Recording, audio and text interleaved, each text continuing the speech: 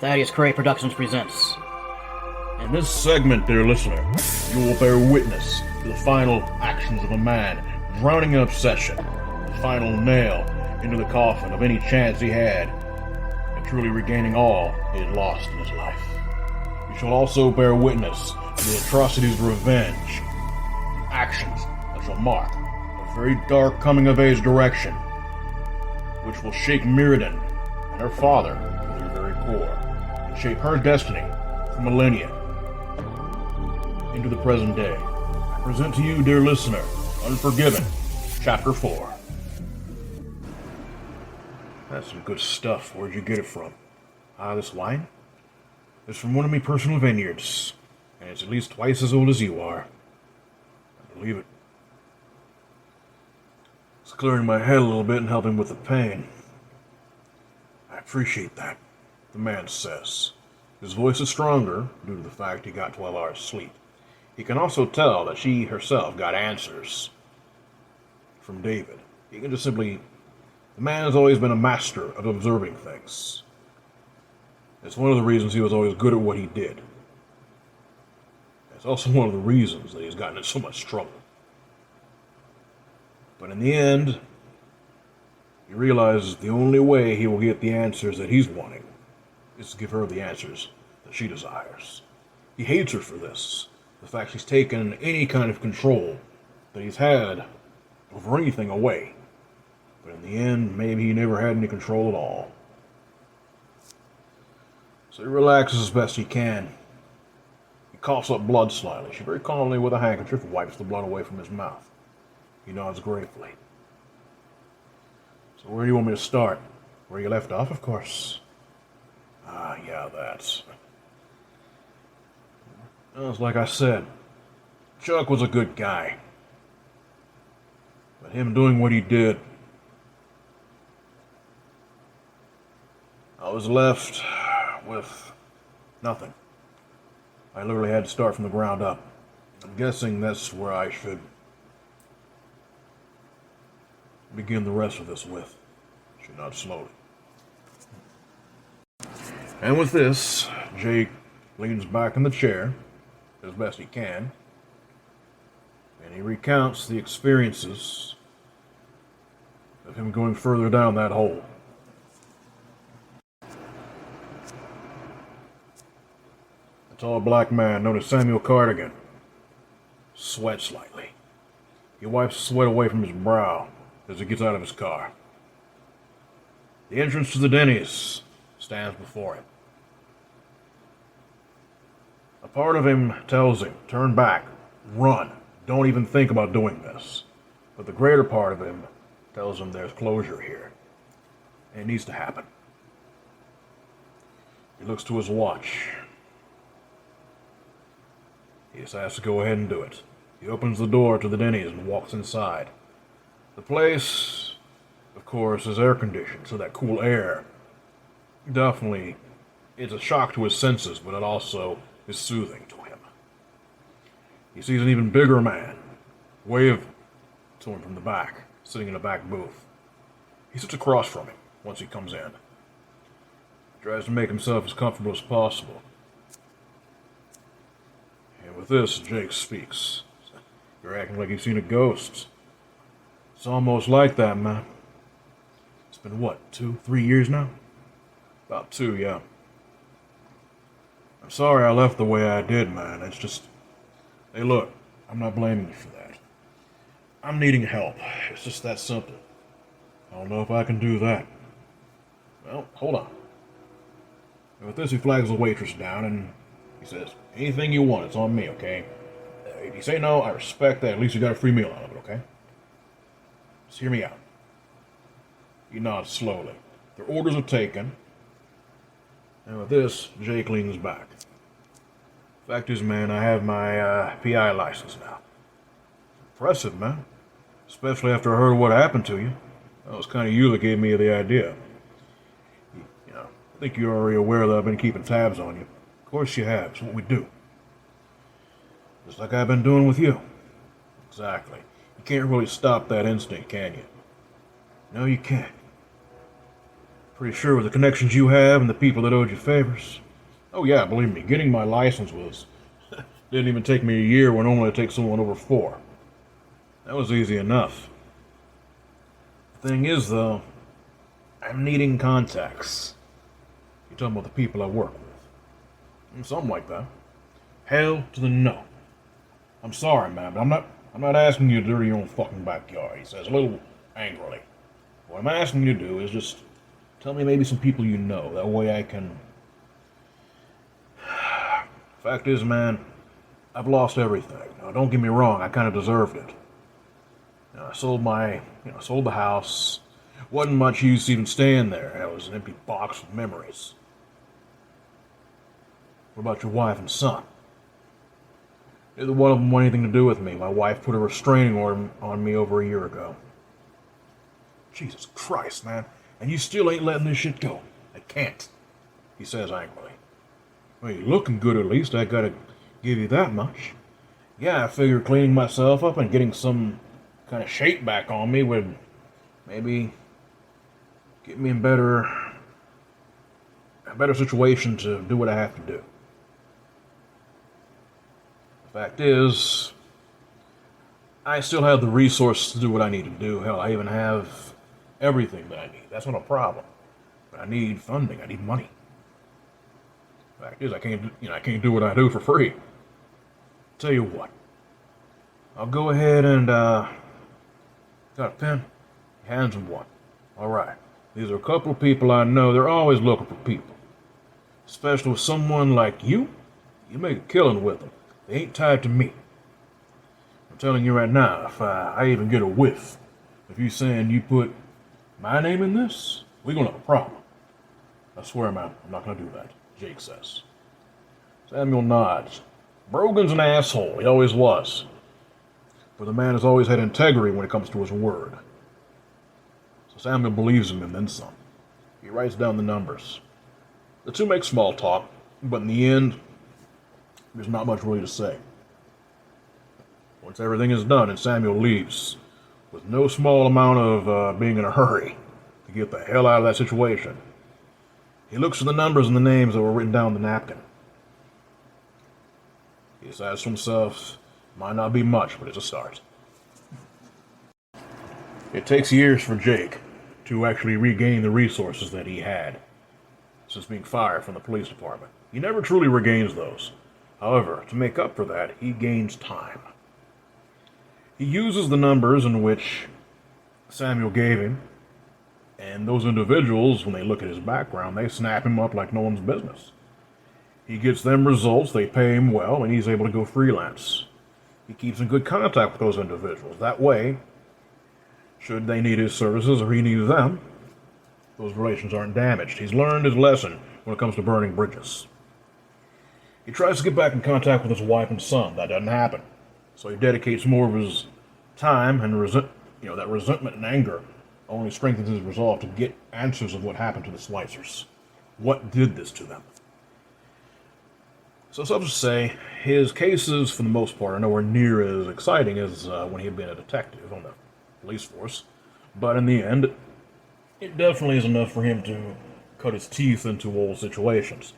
The clientele mostly is, pretty much, it's anything from corporate espionage to some company trying to make sure whether someone is cheating on a workers' comp case or not. Of course, you get the very common situation of someone wanting to find out about a cheating spouse. Simple things. It's very easy for him to do. And it keeps him occupied, and he's grateful for that. Also, as time progresses, he's able to get a hold of technology that he had available to him in the police department. The precinct made sure that he was so busy, of course, so many cases came in across his desk on such a regular interval, he didn't have time to really focus on his own agendas. But this time he does. He also is able to find things in which he kicks himself for not doing before. The man, of course, worked homicides, things like child welfare, things like that, working with social services, things of that nature he did, but not truly. Not like he has the opportunity to do really now. is in working with these individuals, especially CPS. As corrupt as they are, he's able to exploit that corruption through, of course, bribery, but mainly intimidation. He's a huge man, and definitely the way he's capable of handling himself, he's able to handle others quite well, and that's an understatement. So suffice to say, he gets the answers he seeks in more ways than one. Number one, of course, he's actually, due to his old contacts, able to regain that CCTV footage of course, footage of little David walking away, holding some invisible friend's hand away from the property, and of course towards that car. He's actually able to get information on that car. Unfortunately, there isn't much to really say about it. The license, of course, was completely, there was no license. No license plate, no nothing. Just literally an unmarked vehicle. No prints, no nothing. It's obvious that someone had stolen it and just dumped it on the side of the road, like literally over 200 miles outside of Houston. But the fact is, the vehicle was found. But there was no sign of the boy, no sign of supposedly the individuals who have been seen on the property, near it. There's no hide or hair of anything.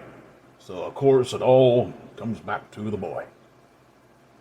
And, of course, what he had told his sitter at that time. And that is what propels Jake forward. He uses that footage and gets age progression technology, software, that kind of thing. He buys his time. It costs money, but he's able to do it. And while it's far from truly state-of-the-art, it's enough to get him some answers. He looks through the CPS database, again, through intimidation, bribery. It's very little trouble for a man like him to do so. And as he does this, he finds possibly what he seeks. And with this, he looks at the face that's staring him right back at the computer screen. Finally got you, you son of a bitch, he says, grinning from ear to ear. There's a very heavy knock on the door. A diminutive man opens it. Nice to meet you, Mr. Brogan. I've been expecting you. The two shake hands. So, where is he? Our son? He looks to Isabella, his wife. The mousy blonde looks to her husband, and she nods slowly, as if saying, it's okay. The man nods once more. Come on in. He's at school right now, and that's where he's going to stay. I'm not trying to be hostile, I'm just a very direct kind of guy, he says. The man's energy is intense, and he can tell that this little guy is not intimidated by anybody. Matter of fact, that intensity caused the bigger man to momentarily step back. The fact is, Mr. Brogan, 6 years ago, we adopted our son. Me and Isabella here, we've been married a little over 20 years. We've been very active in our church. Now, our father's the pastor. Davis is a good man. He gave us plenty of guidance. We tried to have children. Never could. We're on the verge of divorce. It was bad, Isabella says softly. Yeah, very. And let me tell you right now, we were desperate. We run a small youth group. And of course, many of these kids we tried to teach and guide over and show compassion to. They come from rough homes, broken homes. A few of them were in the foster system. David, of course, was no exception to that rule.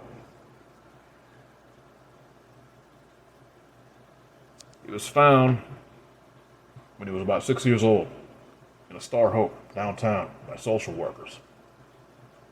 They put him in the system, and the abuse he went through was nothing short of pure hell. I'm very aware of that, Jake says. You have to understand something. I used to...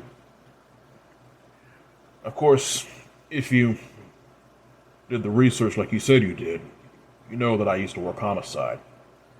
And let me tell you, some of the stuff that I saw, it was bad. And you're right. The foster care system is It needs to be torn up on a subatomic level and built up from scratch. I was in that system, yes. The things I was forced to do just to survive, I refuse to talk about. David told me a little bit, and my heart really went out to the kid. We had formed a real strong bond, me, my wife, and that boy. So fucked up. Yeah, I may as well go ahead and say it. Please, Lord, sorry for this. What's so fucked up about it is that he knew nothing about his past. He only knew his first name. Now, there have been snippets that have come to him. He claims he only remembers names, not really of what happened. Then, of course, when you came calling, desiring answers and seeking closure of your own situation, the good Lord brings people into the path of another individual to possibly give that closure.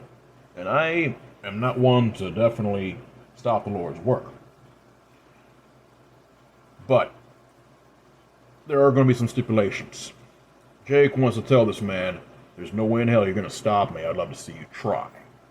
But this fellow, again, is dangerous. He knows all too well of Daniel Malcolm's background, the man with special forces. And he still knows of a lot of very scary people. Needless to say, Jake listens to him. I am more than willing to help you get those answers.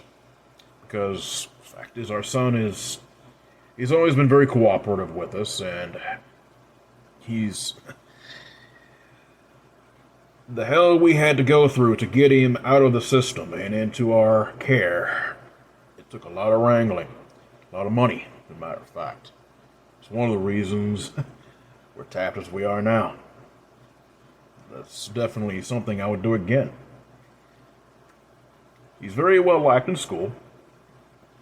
He always was kind of, when he was younger, of course, he didn't really know who he was. Hell, like I just told you, he didn't even know anything but his name. Total retrograde amnesia, which has never been seen by any medical professional, which we took him to. Tests were run, everything. We spent a small fortune doing that. Nothing was wrong with his mind, no brain damage, nothing. We even tried hypnosis. And let me tell you, we found nothing. Just he had no memory. Of course, we definitely did genetic, we ran genetic tests and different things, and we found out who he was. It was easy enough, but he couldn't remember. And even now, he won't talk of it. He's been nothing but the perfect son. He is very too obedient sometimes. I think we really represent a strong type of, what would you call it, Isabel? Security, maybe. Exactly, security. I think that would be the best way to speak of it. But the fact is, if you can get him to open up, that's fine. But, again, it's going to have to be on our terms. And that's going to be as follows. Jake scowls lightly. I understand this may not be what you want to hear, but that's really not my concern. The fact is, you will do as we tell you, and you can maybe get some answers. Hell, maybe we can get some answers. Maybe provide some closure for him. We tried therapy, we tried everything, and he pretty much is mum. Completely. And I know for a fact he's remembered more than he lets on. He has a few things that he does. He is actually big into comics. He is fairly well liked in his school, like I said. Has quite a few friends. He's actually just started dating, which I think is a good thing for him. I just have to kind of remind him that there are certain, at least while he's living here under our roof, that, he has to slow his roll a little bit. But in the end, he's probably going to definitely bend them rules too. That's what kids do. The fact is, he also is very athletically gifted, which has surprised both of us. He's always been somewhat of a bookworm. He reads voraciously. My God, he reads like you wouldn't believe. But I'm kind of getting off track, the man says. But feel free to talk to anyone at the school about it. I'll give you a couple of people you definitely want to talk to. One is his coach. Real laid-back fellow. His name's Jose Pena. actually put word in for you, so you won't have any issues with him. Another one is a man who is... he might be a little bit more difficult to talk to, but that's just the way of it. His name's Alex Maurice. He is damn near as protective of the kid as I am. That's just how it is. He's, the carpentry teacher. Matter of fact, I think that may be what our son is really wanting to take as a career path. Pays pretty good, so, hey, whatever works for him. You can try talking to his friends, even the principal. Good luck with that. Principal's pretty busy, but I'm telling you right now, his friends, they're kids. I don't think many kids like adults too much, much less demanding answers, like people like you tend to try to do. People like us, at times. I'm going to tell you right now, you try talking to our boy without our supervision, you've been talking to me. I'm telling you right now, I'll be the last thing you ever talk to. I don't take kindly to threats, Jake says. Not a threat. It's a promise. You know what I did before I found the Lord. You know what I still can do. Anything you went through in the past, that doesn't matter to me. I have empathy for you. That's the reason I'm allowing this to happen. So, you have my phone number. You also have the way to reach me. You know where I live. Nothing to hide there, right? So, once you find the information you're looking for, come on back. If he gives the okay, that's fine. If not, then, well, maybe you found what you could and that's it. There's the door. You know how to get out of here. Jake grits his teeth in anger. This man, no one has really ever had the balls to talk to him like this. Maybe ever. However, there's something deep inside of him tells him he needs to leave. And he does just that. Jose Pena very calmly watches his students play ball. He sees a very big man standing at the entrance to the gymnasium. All right, man, that's all good. Go ahead and wrap it up. We're almost done anyway. Go on. The kids, of course, say nothing. They stop playing their ball. A couple of them high-five the man, and they go on to the showers and to take care of their affairs before next class. You must be Mr. Brogan.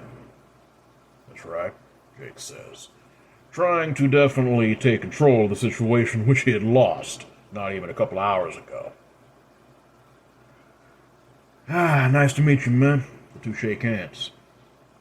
The fellow is laid back, and Jake is definitely relieved with that. The intensity in which Dave's adoptive father had, it scared him. Very few people ever scare this man. This fellow right here, maybe he can actually get him further in the door. Mr. Malcolm vouched for you. Good to know. So, what kind of questions you got for me? Well, it's involving David Malcolm. I hear he's one of your best students. Man, that's an understatement. Let me tell you right now, man. He is possibly the best soccer player I've seen in my life. The best. The thing is, man, he's had people, many people, offer him scholarships. He's a junior, right? So believe me, his senior year would be nothing short of some crazy stuff, right? He's turned them all down flat. They approach his parents. Fact is, I respect their choices, man. You don't want to do that. He seems to be pretty content with the path he's chosen for himself. And what path is that? Hell, all the time, man. See him in that damn wood shop. Be amazed some of the shit I've seen that kid make. Let me tell you, he has a gift from God in both his mind and his athletic ability. Try to get him on the football team, but he doesn't seem too interested in that. Seems more interested in following in his old man's footsteps than, of course, Mr. Malcolm practically half-raised me. So, I mean, believe me, there's a lot of other things kid could pattern himself after. What exactly has he told you about himself? That's the thing, not much. Fact is, I think he's just now coming into himself, you know? When he first started coming to this school, he's always been kind of quiet. He was damn sure real quiet when he was a freshman. He didn't really make a name for himself until, a couple of bullies tried messing with him. And a classmate. He didn't really do much when they picked on him, but when they picked on his friend, let me tell you right now, he put one of them pieces of shit in the hospital in traction for 3 months. It was actually a freaking police investigation over it. Thought that kid was going to end up going to juvenile. Didn't happen, thank God. But ever since then, people left him alone. Left his friends alone. Because of that, he kind of gained the respect of many people around here. I'm going to warn you, be careful when asking questions about him. He doesn't talk really much about his past at all.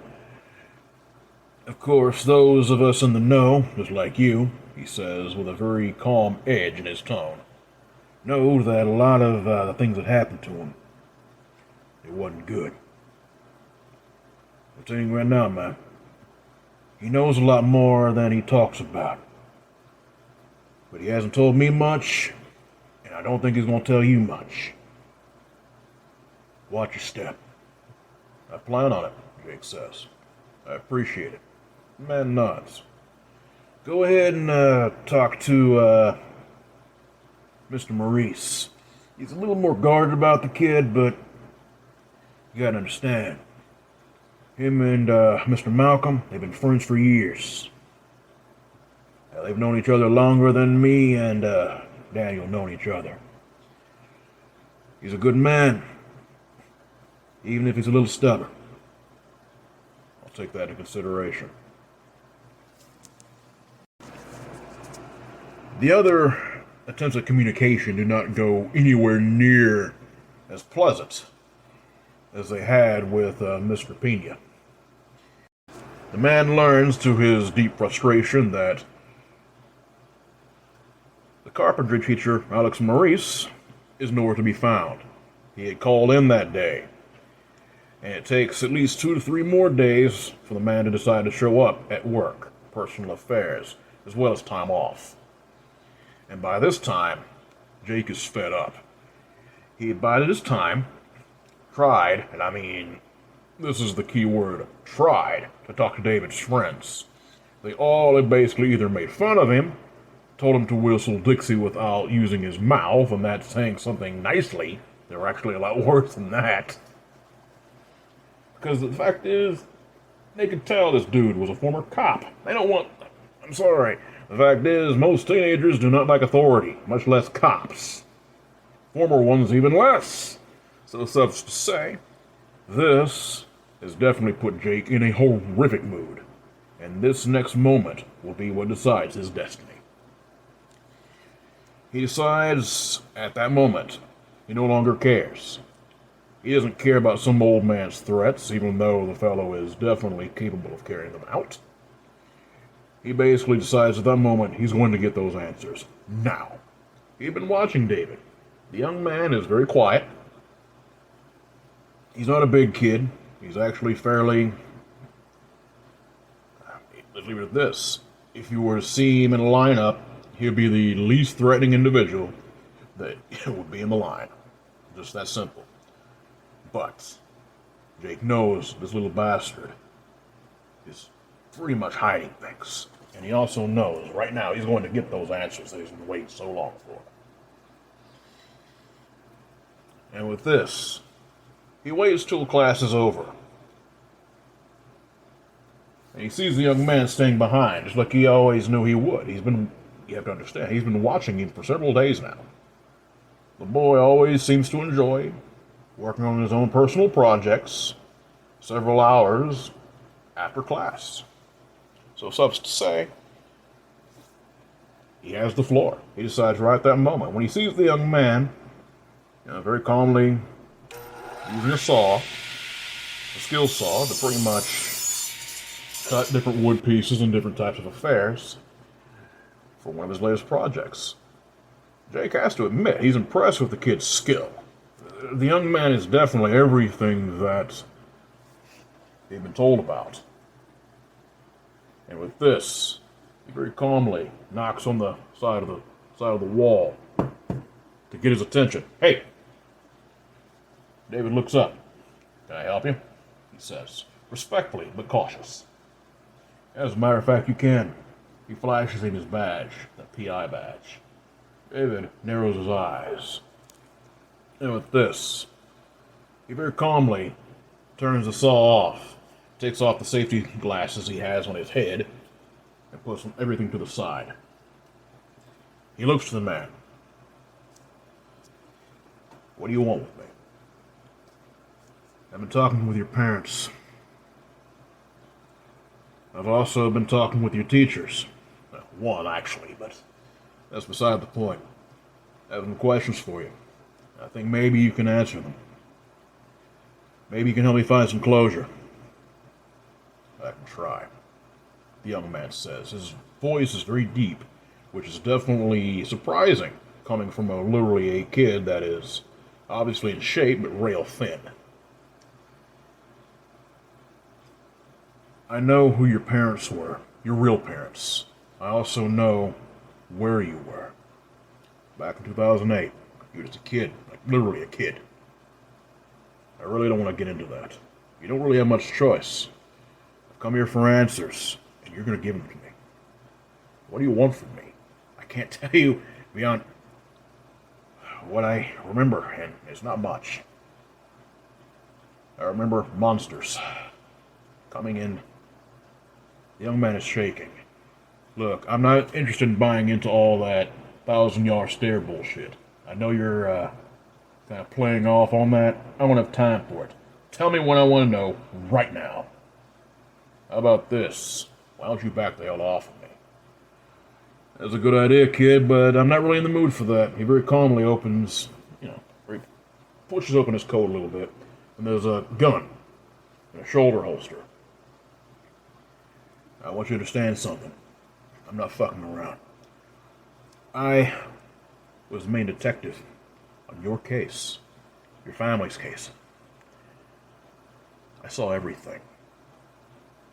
Tell me what you saw. I don't have a lot to lose. You understand me? I started remembering everything about 2.5 years ago. That's all good and nice, kid. Why the hell didn't you tell anyone? Good question. I'll tell you the answer. The young man says, as calmly as he can, despite the fact he's shaking violently.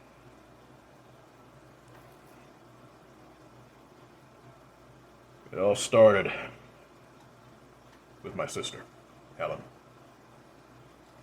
She always had a rebellious streak, insanely so. Dad, he definitely tended to be overprotective. Maybe he had good reason. But she was talking with someone. She never told any of us who. Of course, I didn't care. I was just interested in dinosaurs, books, video games. Typical child stuff. But when Dad found out, he was furious. I also know that she'd been going out late at night, way past any curfew. Dad planned on putting a stop to that. The guy that she was talking to was way too old for her. He was hanging out at her school all the time. A lot of the girls that were her friends were sweet on him. He wanted to be sweet on her. He came to the door one night. Killed my dad. As anything, just right in front of me. I didn't see it, but I heard it. His screams, that gunfire going off. And then they came in. They did the same thing to my mom. A fat. Whatever he was huge, fat. Grotesquely fat. The man that my sister was talking to was a good-looking guy. Pale. Real pale. He shakes even more violently. The fat vampire is the only thing, or demon or what? Vampire? Really, kid? You want me to tell you what I saw or not? He snarls angrily. The man rolls his eyes and gestures for him to continue. Thank you. The fat man. He bit into my mother's neck and drained her into a damn raisin. You understand that? There was a woman with them. Beautiful. She didn't look much older than my sister, but I could tell that she was one of them. She drained my sister. Just like my mother. To a husk. Nothing was left. Nothing. I was terrified. I picked up where my mother had dropped. If I remember right, it was either an ice pick or a pair of scissors, I don't remember. And I stabbed that whore in the leg. Had it not been for the monsters that she was with, she would have killed me. She wiped my memories, violated my mind. Just like she destroyed my family. Those others destroyed my family, he says, tears staining his cheeks. She told me if I told anybody what they had done, anyone else who found out would be next. That's a good sob story, kid. What I believe, kid, is that you're a spoiled fucking brat. You were from day one, couldn't get your way. So, I don't know what the hell you conjured up, what you talked to have your parents killed, because we both know no human being could do what was done to your family. I remember talking with your babysitter. You were mad, not even maybe a couple of days before. You said you wanted your folks to vanish. Well, they sure as hell didn't they? Especially their heads. Kind of very interesting convenience, don't you think? I don't do coincidences. You understand that? I don't. I never believed it. Never have, never will, when it comes to shit like this. What I do know is, nah, you didn't tell anyone because you didn't want to get fucking caught. That's what I believe. Fuck you, David says. What did you just tell me, you little shit? And with this, the man makes his move. It's a move out of pure anger and rage. He grabs the kid by the throat and slams him with brutal force against the wall. And with this, he very calmly reaches into that holster and pulls out the gun and presses it into his gut. Give me one damn good reason not to gut shoot your ass right now. If you're gonna do it, then do it. I've told you the truth. So whether you choose or not to believe it, but get out of my face. You know what? I've been wanting to do this for so fucking long. I wanted to really get that look in your eye when I put this bullet in your guts and I watch you fucking die. And it's at that moment that there's a gunshot. And Jacob falls to the ground, clutching his shoulder in horrible agony. The gun in which he had in his hand drops to the ground, clattering under one of the tables. And with this, a middle-aged, very thin man walks in, gun in his hand. David, are you alright? I'm fine. Mr. Maurice, go get the principal right now. Get them to call the cops, bring security in here now. I got this. Go! He doesn't have to be told twice. He gets the hell out of Dodge. And with this, the man narrows his eyes under his glasses and looks to the larger man that is Jake, clutching at his shoulder in agony, moaning in pain. I should put one in your dome, you sick fuck. You have no idea what the hell is... I don't care what the hell is going on. You know, his parents told me that someone was going to come around asking questions. I can respect that, but I don't know what the hell you planned on doing by putting a bullet in his guts. Well, guess what? It doesn't really matter to me. Go ahead, make a move. Please do. Because I'm telling you right now, I want to put another bullet in you. Right between them damn eyes. Fuck you. No, asshole. Fuck you. Ah. Got the boys in blue coming right now. They're gonna give you a nice welcome. I'll tell you right now, I hope you're someone's bitch in prison, you damn psychopath. After the very nice episode of police brutality rendered upon his person, Jake languishes in the hospital for weeks. Number one, there are a few complications. Are they deliberate? I cannot tell you. But complications regardless, when it comes to repairing the damage done to his ravaged body, as well as blood loss from when that bullet had ripped through his shoulder. Once he is fully recovered, he rots even longer in jail. And let me tell you, my friend, Harris County Jail is not a place you want to be.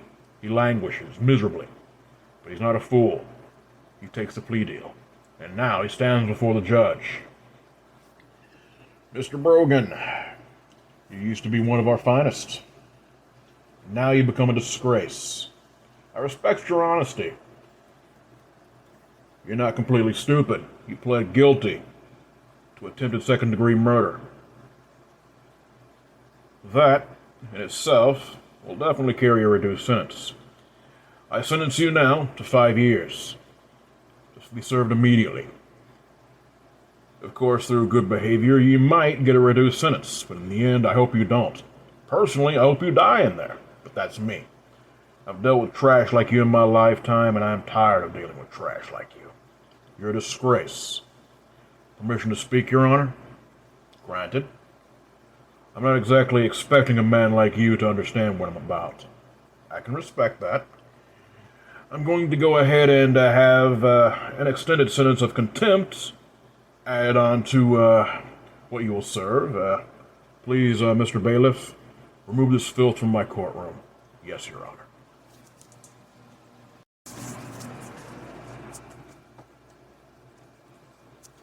The red-headed beauty's features reveal very little emotion. Jake laughs bitterly. So you're not going to lecture me about how I brought all this on myself, huh? You're doing a good enough job of that on your own. Guess you're right. I'm not going to make excuses, lady, he says, coughing weakly. She very calmly wipes the blood away from his lips and helps him drink a very massive glass of water. He nods gratefully. The fact is, I'm not going to make excuses. I don't believe in him. Never did. I do the things I do because I believe that I was doing the right thing. I still halfway believe I am now. You're a monster. Monsters like you. And those things that killed his... David's. He would choose his words carefully. Family. You shouldn't exist. You deserve to go straight to the deepest pits of hell. You may not be wrong with that, Mr. Brogan. But in the end, here I am. Exactly. Fact is, my old man, he was always an asshole. A self-righteous hypocrite. That's one of the reasons I never really turned to God. But I always had a deep desire for justice. That's why I became a cop to start with. You know, I did my little tour in the military. I saw a few things, but it didn't really fulfill the desire. I mean, I tried fighting for my country, but I was still empty. So when I got the chance to really become a cop, believe me, I couldn't have said yes fast enough, lady. I'm telling you that now. That was one of my biggest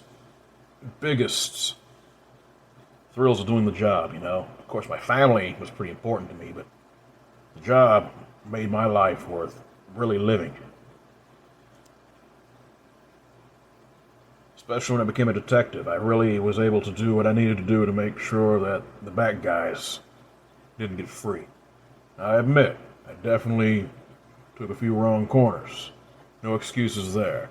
Do I feel a lot of guilt about it? A little, but not much. But I always had an end goal, and that was to make sure that the bad guys paid for hurting innocent people. And then, when I saw what I saw in that fucking house, everything I believed went up right in smoke. I always thought that evil was human evil. For a fact, no human being could have done what had been done, right? So, I had to find some kind of blame. You understand, even when we found the car that those freaks drove, no prints, nothing. That's the deal. No, just nothing. A whole lot of was that, nothing. So all I had to go on was what some terrified babysitter said about David telling her. I understand, I shouldn't have been blaming a kid. I'm not making excuses, but that's all I could see. That was the only person I could see truly responsible or who had a connection to what truly happened. The damn footage I saw, of course, I get it now. He was holding the hand of a damn vampire. But, come on. No human being is going to believe that. I mean, to know that monsters like you exist. It's madness. Aye, it is. However, you have to understand one thing, Mr. Brogan. I did not ask to be born into this world, but I was. Dad taught me to never regret anything that I did. I have many regrets, but living me life, or on life I should say, is not one of them. I am not a good woman, just like you are not a good man. But I try to live the best that I can. And I know that the choices I make are my own choices. Spoken like a damn killing machine. Perhaps. But it is what it is.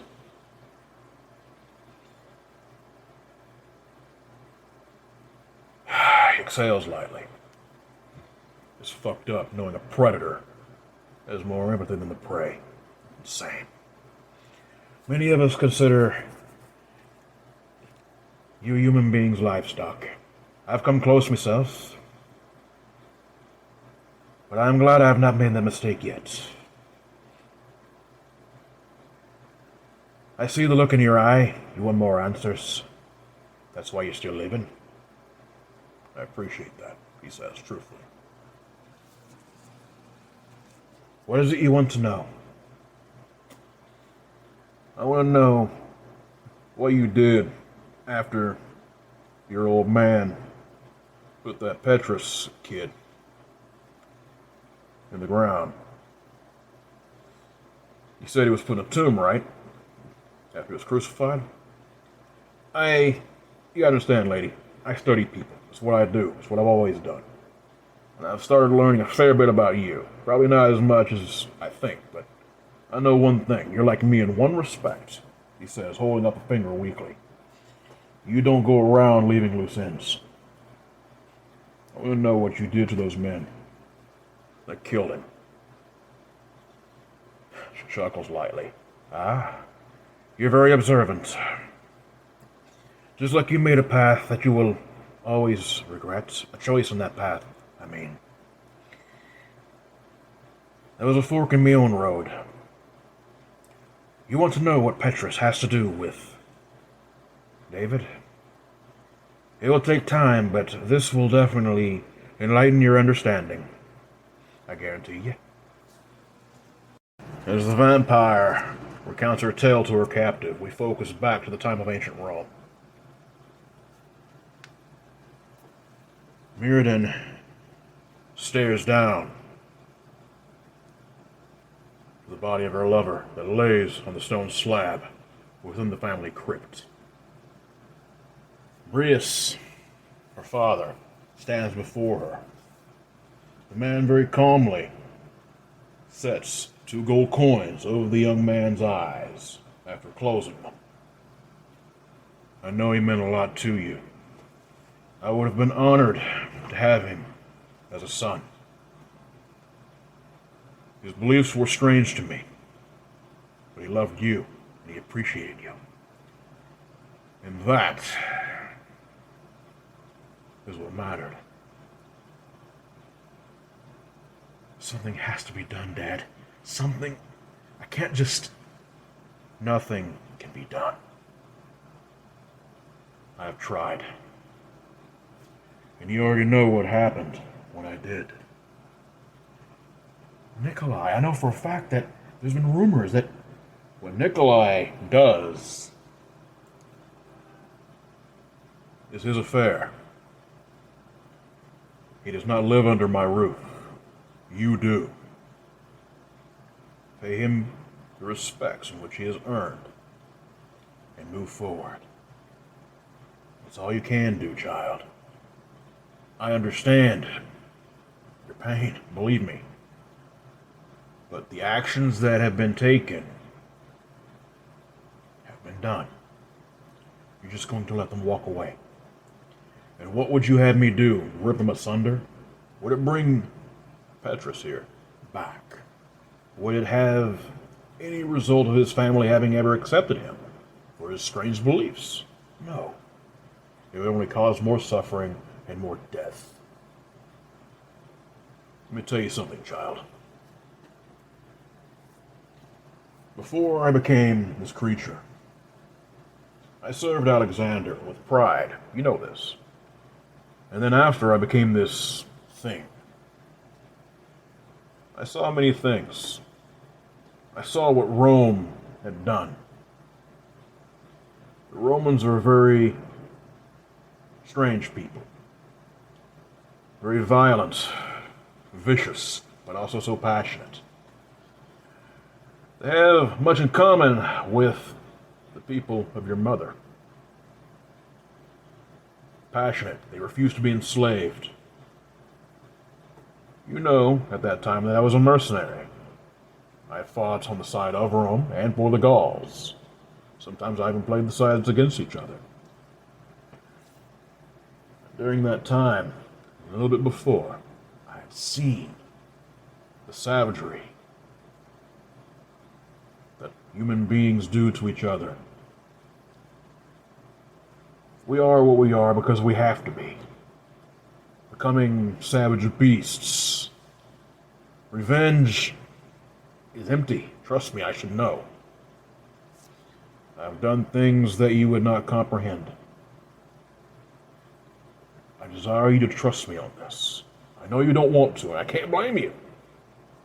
But your youth will be your folly if you go through with what I know you want to do.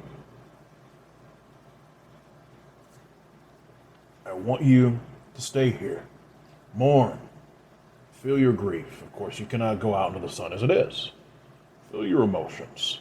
Take care of the affairs before you. And then, I believe I will take you away from this city. I will take you away from this insane place.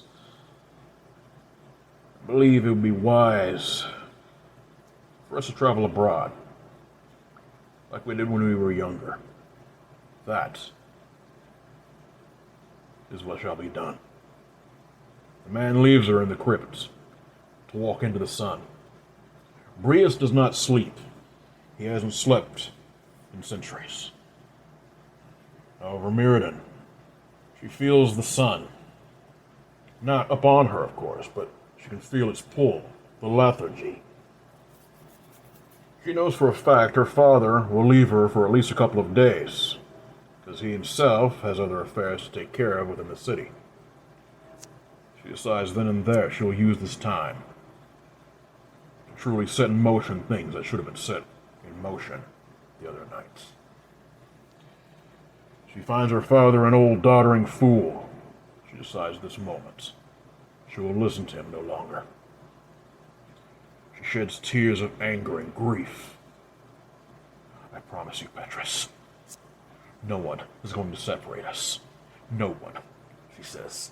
And with this, she bides her time. She makes sure that she has plenty of rest. And come nightfall, her plans are set in motion. She remembers the stories of Nikolai, her older brother, and the things in which he could do with his blood, which her father could not. Even though, of course, they are much weaker than their father. They are truly of the undead. She also remembers stories passed down from other individuals in the city, as well as their times of travel. She decides to go ahead and give it a shot. By this time, Petrus has been dead for close to 24 hours. She very calmly pries open his mouth. By this time, rigor mortis is long since faded. The body is much more pliable. She pulls out a dagger and slices deep into pale skin. She drips a few drops of blood, just waiting to see. She waits. At least 3 hours. Nothing. The only thing she sees before her is a corpse that lays on a slab. The woman clenches her fists angrily, those long nails cutting into her pale flesh. Drawn blood. Black blood. And with this, she vows to the gods. The time is now. We focus now on Narcus. The man is enjoying a very well, in his mind, earned night off. The gold that stranger had given him, or the coin, I should say, was very, very beneficial. He had cut lots with his men and shared some of the lucre. The fact is, he's currently enjoying himself, and then some. He plans on checking on his men to make sure that they're doing their jobs. Besides, they currently should be in the barracks, definitely making merry, and of course enjoying themselves as best they can, if not sleeping. He, of course, has by this time bought a little bit of jewelry to quiet that insane shrew of a wife. He might enjoy another night of pleasure in one of the brothels. He doesn't know yet, but he needs to make sure that his men are taking care of their affairs. There haven't been any complaints, but he needs to make sure. He decides to walk up to the barracks house. He becomes very concerned, and he halts. As he stands in front of the door, he realizes with dread something is wrong. Number one, the door is not locked. Normally it is. Number two, the door is slightly ajar. The scent of iron and copper in the air is something that is abnormal. He recognizes that scent immediately. As a man who is no stranger to bloodshed and death, he knows what it smells like. And that's what he's smelling. The smell of blood and death. He nervously, with a trembling hand, draws his blade. He slowly opens the door, and what he sees is pure terror. What he sees before him are his men, ripped to shreds. Their arms, legs have been torn away from their bodies. A couple of them are missing their heads. A few of them actually have their heads turned around backwards. One even has his head ripped off and shoved certain spots, if you get my drift. It's a mess. Red, thick blood is coated all over the walls in a sticky, massive streaks of crimson. The floor is no different. Matter of fact, some of that blood pours through the floor and literally washes up against his sandaled feet.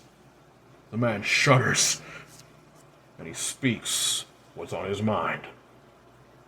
By the gods, no! The gods have abandoned you, she says softly in his ear. There's a door, as he is literally grabbed by the throat and yanked inside. The door is slammed behind him. Please, don't. Beg all you want. He begged, And what did you do to him? You put him on a fucking cross. Well, guess what? That's gonna be a kindness compared to what I do to you. Myridan Triculo snarls in the man's face. It's very ironic. The man, when he had seen her, had thought her a little bit addled in the mind for definitely loving a traitor to Rome, but in the end, it mattered little. Her father, a stranger with money, had definitely offered to take the body off the garrison's hands, and in the end, the government would have had to pay for his burial. It's not like the young man's family wanted him. He doesn't get it. But in the end, he remembered that redhead. And believe me, he had many very deep sexual thoughts involving her. Those thoughts are no longer in his mind. The only thing in his mind as he stares at the blood-covered redhead with pure black eyes and fanged teeth before him is, please, send this thing back to Tartarus where it came from. But of course, that does not happen. She tears him apart, and the last thing he knows, before his head is literally torn from his torso, is agonizing terror and pain, and then death. As she stands amongst the bodies, she feels nothing. Except one thing: resentment. Resentment towards her father for being a coward. He had told her to do nothing, to simply let things go, that they would be leaving and letting these pieces of livestock, leaving them to get away with taking away with the one who had treated her like a human being, the only man in this city who truly had shown her respect and compassion, who didn't see her as a trophy or a means to an end. Her father is very well known in the city. Of course, not his true origins, but is known as he's a man of wealth. Petrus had been the one man who truly, truly loved her. Well, they had paid. Broken so easily. Just cattle. That's all they are.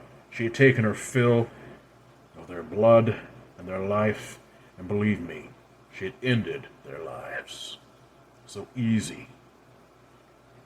That in itself, the rush of their death, their suffering, just like they had made him suffer. But oh, so much worse on their end. That is something, that power. She doesn't know if she'll ever be able to let that go. She knows her father will definitely punish her for this, but in the end, she does not care. She had done what she had to do, and if her father, the coward, desires to punish her, he's welcome to try. With no shame or regret, she returns to the crypt. Still covered in blood, closes the stone behind her to the crypt. It is a stone that weighs at least 2 tons. With her, it is like basically pushing clothes on. However, she sees a very angry Brius standing before her. The man backhanded her with such force that she sent flying 30 feet into a stone column. The bones in her back shatter like kindling as she falls to the ground, literally a pool of her own blood. Of course, her regeneration heals her up within a matter of seconds. Her fangs drop and her hands become claws. Not even think of it, child. I will rip your head from your shoulders and your heart from your chest. Brius snarls. That firm control that he has always had is on the verge of slipping, and she knows this. That fear in which she had always felt in the past reinstates itself immediately. Good. I see you have more sense than you did before. I have something to show you. Come. It is not a request. Wordlessly, she stands, spitting blood at his feet. He rolls his eyes and motions for her to come. He shows her to where Petrus had lay. He's no longer laying there. In fact, he is very much moving around and seemingly alive. He's chained to a wall. The fiend is not even human, to say the least. He looks human, somewhat, but his eyes are pure black, his hands are claws, and razored teeth, rows of teeth, actually, can be seen under his lips. His handsome features reveal madness and a bloodlust that cannot be denied. Petrus, she says, as she approaches him. She tries to pretty much caress his cheek to let him know, hey, here, I'm here. Do you see me?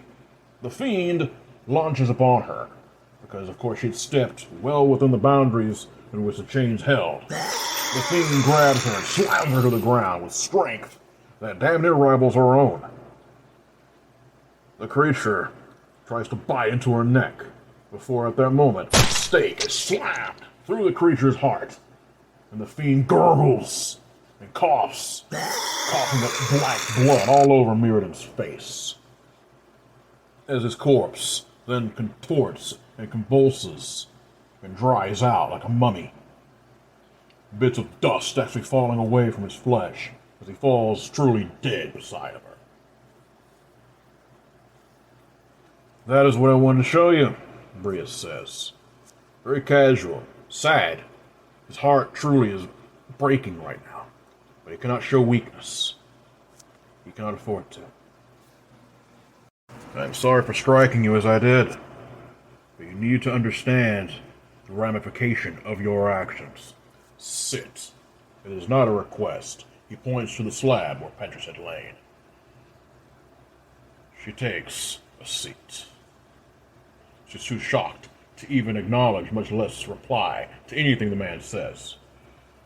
I want you to understand the ramifications of your actions, the gravity of the situation. The path you have taken cannot be reversed. The men in which you slaughtered, that is trivial, to be honest with you. I can care less. Livestock, cattle. Many of these savage bastards, they mean little to me. Walking as a lion among sheep, it's a challenge. It is what it is. The only reason I said that I did not want you to take that action is because, well, they would have come looking for us, both of us. And in the end, I plan on us traveling anyway, so it would have made very little difference in the end. But this here, what you did to this young man is unforgivable. I thought that you didn't think at all. That is your mistake. He very calmly motions for her to stand up, and she does. He pulls the stake out of the desiccated body, and it nearly crumbles completely to dust. All that's left is maybe bits of flesh and not much more than a skeleton. He very calmly lays the body on the slab. This young man loved you. He respected you. He respected me. I know you thought of telling him our secret. And in time, I might have actually let you. But the fact is, it would have been for naught. Yes, your elder brother did find a way to pass the blood onto other individuals, just as you found out. And the result for him was about as pleasant. I do not know if it can be passed on to the living. I have tried, as you know. It is obvious that the two of you can do things in which I cannot when it comes to this curse. But this right here, this desecration, this disrespect of a loved one, someone who I myself considered almost an equal, you disrespected him. You claimed to love him, but you have slapped everything which he offered to you right back in his face. You may have even damned his soul, and believe me, the soul exists, to a fate worse than Tartarus, just now. His suffering is all your fault. How dare you, she snarls. No, how dare you? You chose this path. I want you to understand truly the value of life and death, in your case, undeath. Love is not always possessing. Love is wishing someone well, being by their side, their being by your side. That is what love is. That is what I desired for you. I have coddled you for too long. I will make sure that the coins are placed over his eyes for the boatman. And then we are both going to leave, separately. I will put word for those who live in the land of Gaul of your coming, should you choose to go that path. I would advise it, because there are people there who know of me, possible ancestors of your own people, the people of your mother, Moira. Her knowledge, and believe me, she has plenty of it, can be partook upon you. And hopefully, you will learn a little bit of humility, instead of acting like a spoiled child that I see before me. Whatever path you take, my daughter, I wish you well, with the deepest of love, but you are not going to be spending it here. Jake looks in shock and horror to the redhead who sits across him. Her lovely legs are crossed. She's observing his reaction. I was right. You're a fucking monster. I should say the pot calling the kettle, but you're right. I never said I was not. So that's how you got the accent. I spent me time in Gaul at that time. Later on, I would settle in Ireland. Among the first settlers there. Of course, I fit in quite well. Where do you think the red hair come from? She says, smirking. Yeah, I guess so. So that's natural, or you dyed it? He says, and for once he's not making fun of her. He's asking a legitimate question. It's natural. Nice. I always had a thing for redheads. So, what is the connection to Petrus? I don't get it. David, you mean? Yeah. I told you what happened to me. You're telling me this long fucking story. What exactly is your motive? I mean, obviously you're not trying to draw my suffering out. I put two and two together on that a while back. Because maybe I see this as an opportunity for myself as well. And me David. Closure. She nods. You were very observant when I said about loose ends. I promise you, you will know before I take your life. Okay. But there's going to be one condition. What's that? He says. And with this, she exhales lightly. We've been talking, me and David. He wants to talk with you? Really? He says. Aye. I'm telling you right now, you will be respectful with him. And if you even think of even doing anything, even looking wrong at him, I promise you, I kind of figured, you don't need to threaten me, lady. I get it. Kind of tired of, all that anyway. The fact is, I hate his guts, and I don't regret doing what I did.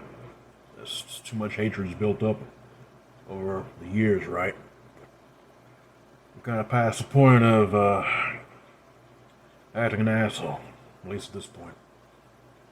He wants to talk, I'll talk with him. But what good is that going to do? How is that going to answer any of this? He'll fill you in on how we met, if that makes sense. At least that's what I think he's willing to do. He can be vague. I think you know that, though. Yeah.